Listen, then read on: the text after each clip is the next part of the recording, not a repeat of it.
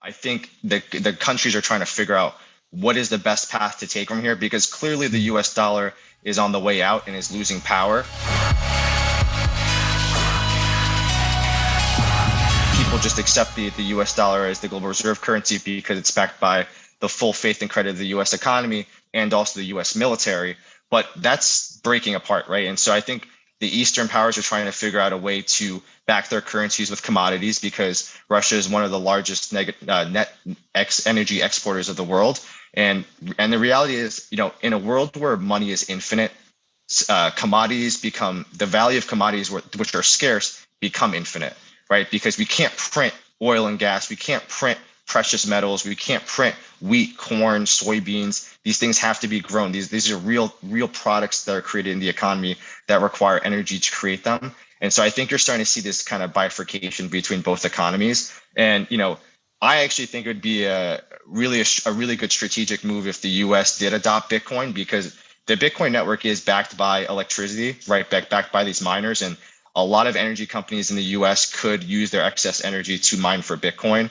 And so basically you're secure. Basically what Bitcoin is energy-backed perfectly scarce currency that's privatized, right? And I think that's kind of the movement that we need to make towards. But we'll see how this thing unfolds. I think over time there's going to be more interest in Bitcoin and even other cryptocurrencies as a way to kind of break away from the old system. But time will tell who's going to be more crypto friendly in the future. So far, it's been the U.S., but I'll hold my breath until it's actually happening. Well, then you're probably going to die from holding your breath. I'm just kidding. It's such a weird time that we're living in, man, because you see now these governments doing, like, I've been in the crypto space for almost a decade. And back then I remember thinking, like, because everybody was coming at me like, you're crazy, this is magic internet money, what are you doing? And now I'm seeing like governments shifting their whole ecosystems into this thing. And I'm like, whoa, it's really happening. Like, things are moving. And recently there was this chart that went around. Became a little viral. Not as much as I'd like it to be viral, but I had it checked. I wanted to make sure that it was a real chart and the math was sound. I had a mathematician friend. I don't know if you've ever seen him on Instagram, Robert Edward Grant. He's really into like universal or fractal geometry, that kind of math, like universal math, sure. Universe math, and then cryptography specifically. He actually even created a whole project, a whole crypto project, and it's a quantum resistant blockchain. I don't know. He's a mathematician, so I trust him. But he checked this chart and he said, actually, not just for the fiat. That's all he said to me. So I'll show you what the chart is. Essentially, it's somebody created a chart and it showed a correlation between the inflation rate of fiat, just dollars, to the deflation rate of Bitcoin, just Bitcoin. Mm-hmm. And the time, there's a chart, the time frame essentially that let me just show you the chart. I think it's better if we just show you the chart because it's complicated. I'm trying to explain something that I don't really fully understand myself. So that's why I wanted to show you to see what your thoughts were. And luckily this one doesn't require any audio. All right.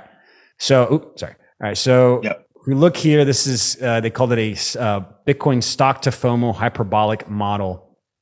And essentially it gives us a date. If you look here, it says, due to the forever rising value of Bitcoin and the forever declining value of fiat, there will be a day after which no one will exchange even a single Satoshi for any amount of fiat. This model predicts May 21st, 2029. And this is obviously, he said like, if nothing changes, sure. If they don't do anything, this is where we're going. This is what's going to happen. Sure. So what are your thoughts? I mean, I think there's 100% truth to this, right? Because at some point, we are going to have to print money again, right? And if you're just looking at history, every time we've printed money, every time we've printed money, we've always printed more. So, back in 2008, the global financial crisis, the TARP deal that they passed to bail out the banks was $700 billion. To come out of COVID, it was about $4 trillion. And so, I suspect that, when we come out of this next recession, and the Fed is forced to pivot on monetary policy globally, I think we're going to probably print more than $5 trillion again. So it kind of begs the question. It's like, yeah, this is a cyclical thing that's happening with tightening and easing of monetary policy. But at some point, we're devaluing our money at an exponential rate, right? And again, to my point earlier, in a world where money is infinite, the value of scarce assets goes to infinity because you can't print some of these things, right? You can't print more Bitcoin, you can't print more oil and gas, you can't print more food and agriculture. And so these things are going to unfortunately inflate in value, and that's going to cause a lot of pain for people. But it's almost a mathematical certainty. Unfortunately, people still have not wrapped their heads around that.